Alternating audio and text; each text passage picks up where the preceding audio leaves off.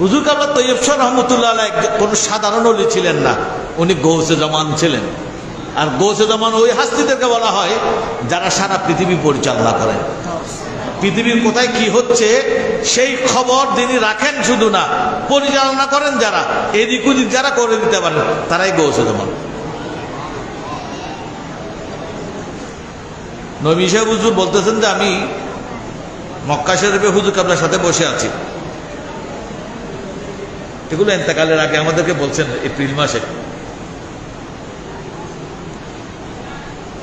হুজুর কাবলা আমাকে জিজ্ঞেস করতেছেন, মাওলানা সাহেব যে রসুল করিম সাল্লাল্লাহু আলাইহি ওয়াসাল্লাম এই খানায়ে কাবার সামনে কোন জায়গাটাতে বসতেন? মাতাফের মধ্যে। তো নবী সাহেব বলেন আমার এমনি জানা আছে। আমি বললাম যে হুজুর, আমি কিছু না বলে হুজুরের দিকে চেয়ে আছি, যেটা সাহাবায়ে কেরামের আদব ছিল রসুলের পাকের কাছে। কিছু জিজ্ঞেস করলে বলতেন আল্লাহ এবং রসুল ভালো জানেন। নবী সাহেব বলেন আমি কিছু বলি নেই। তখন হুজুর বলতেছেন হ্যাঁ, এখন আমি যেখানে বসে আছি এখানে রসুলের পাক সাল্লাল্লাহু আলাইহি ওয়াসাল্লাম বসে থাকতেন। এ কথা বলতে না বলতে কোত্থেকে এক লোক আসছে হুজুরের সামনে।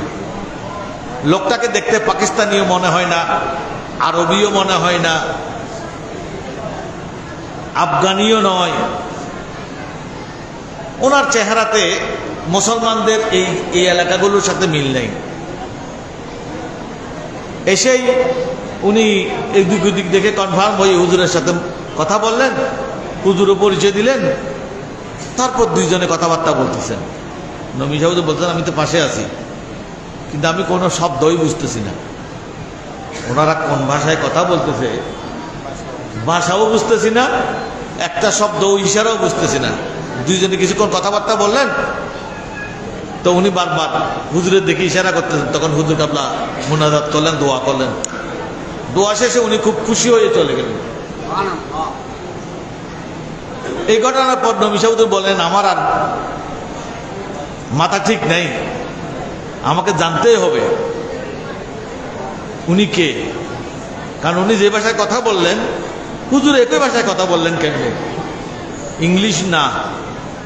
নবী সাহেব ইংলিশ হলে তো আমি দুই একটা শব্দ বুঝতাম অন্তত, আরবি না, উর্দু ফার্সি কোনোটাই না, প্রচলিত কোনো ভাষা না এখানকার। তো নবী সাহেব হুজুর কাবলাকে জিজ্ঞেস করেন বারবার। হুজুর কাবলা উত্তর না দিয়ে এড়িয়ে যান। বাচ্চারা শোনো শোনো, হুজুর কাবলা উত্তর দেন না। যখন নবী সাহেব বেশি বিরক্ত করতেছেন, এক পর্যায়ে বলেন মৌলানা সাহেব ये जानना क्या जरूरत है, छोड़ो।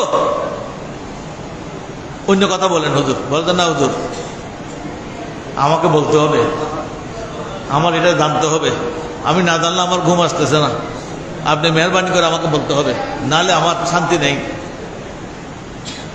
শেষ পর্যন্ত বললেন এই লোক আসছে ফ্রান্স থেকে, উনি আমার সাথে ফ্রান্সের যে ভাষা ফ্রেঞ্চ ল্যাঙ্গুয়েজ ওটাতে কথা বলছেন। তো হুজুরও বলছে, উনিও ফ্রান্সে বলছে, হুজুরও ফ্রান্সে বলছেন, যাতে আর কেউ বুঝতে না পারেন। তো উনি কেন আসছেন ফ্রান্স থেকে? যে উনি আসেন নাই, ওনাকে পাঠাইছে। কে পাঠাইছে? ওখানকার আবদাল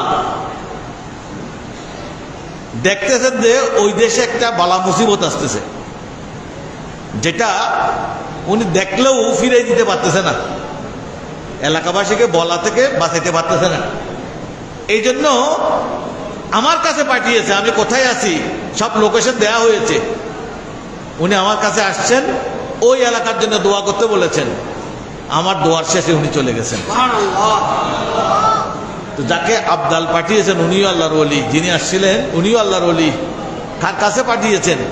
আবদাল যেখানে পারতেছে না সেই কাজ করার জন্য হুজুর কাবলার কাছে পাঠিয়েছেন। হুজুর কাবলা ছিলেন গৌসে